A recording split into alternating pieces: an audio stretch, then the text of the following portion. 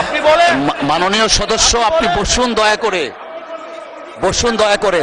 জি chief whip, আপনি আপনার বক্তব্য সমাপ্ত করেন। ধন্যবাদ মাননীয় স্পিকার। তাহলে আমরা আর এখানে না থাকি, আমরা তাহলে আর দরকার নেই। মাননীয় নোয়াখালী 6 আসন থেকে নির্বাচিত মাননীয় সদস্য জনাব আব্দুল হান্নান মাসউদ, জনাব আব্দুল হান্নান মাসউদ, জনাব আব্দুল হান্নান মাসউদ।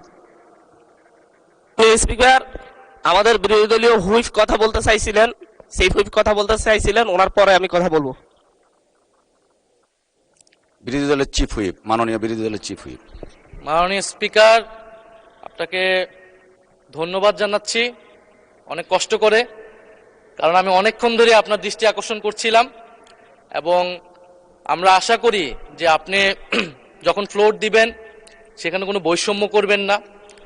আজকে মাননীয় বিরোধী দলীয় নেতা উনি মুলতবি প্রস্তাব পেশ করেছেন, সেই অনুযায়ী আপনার রুলিংও হয়েছে, কিন্তু সে বিষয়ে আইনমন্ত্রী, মাননীয় আইনমন্ত্রী এবং মাননীয় স্বরাষ্ট্রমন্ত্রী তারা কিন্তু তাদের বক্তব্য ব্যাখ্যা রেখেছেন সংক্ষিপ্ত সময়ে হলেও। তো সেই ব্যক্তিতে কিন্তু আমাদেরও কথা বলা থাকে, সেই সুযোগগুলো কিন্তু আমাদেরকেও দেওয়া উচিত মাননীয় স্পিকার। তো সে বিষয়ে আমি দুইটা কথা বলতে চাই। এখানে আমাদের কারোরই ভুলে যাওয়ার কথা না যে দুইটা নির্বাচনের মাধ্যমে আমরা আজকের এই জায়গায় এসেছি, একটি গণভোট এবং একটি জাতীয় সংসদ নির্বাচন। এবং এই গণভোটের ভিত্তি হচ্ছে যেই আদেশ, জুলাই সনদ বাস্তবায়ন আদেশ,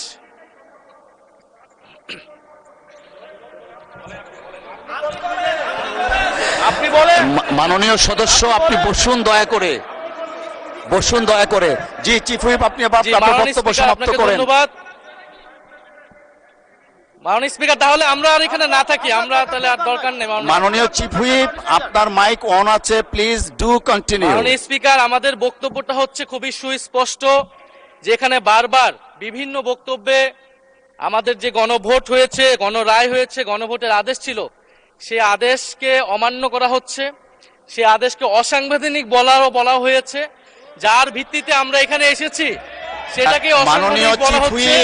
আপনার স্পেসিফিক কিছু থাকলে বলেন, আর না হলে আপনাকে ফ্লোর দেয়া হয়েছে। মাননীয় স্বরাষ্ট্রমন্ত্রী তার বক্তব্যে বলেছেন সংস্কার কমিটি করার প্রস্তাব এনেছেন। ধন্যবাদ, এইটা ম্যাটারটা রিজলভ হয়ে গেছে। ইনি এটা বলতেই পারেন না, কারণ আমরা গণভোটের আদেশে গণভোটে অংশগ্রহণ করে সবাই আজকের এই জায়গায় এসেছি। আমরা সংবিধান সংশোধনের জন্য এখানে আসি নাই, সংবিধান সংস্কারের জন্য আমরা এসেছি। ধন্যবাদ মাননীয় চিফ হুইপ এবং মাননীয় সংসদ সদস্য জনাব হান্নান মাসউদ, আপনি আপনার অসমাপ্ত বক্তব্য সমাপ্ত শুরু করুন। নিয়ে আসতে বলেছেন, সেটার জন্য আমাদের সংবিধান। ধন্যবাদ, ধন্যবাদ মাননীয় চিফ হুইপ।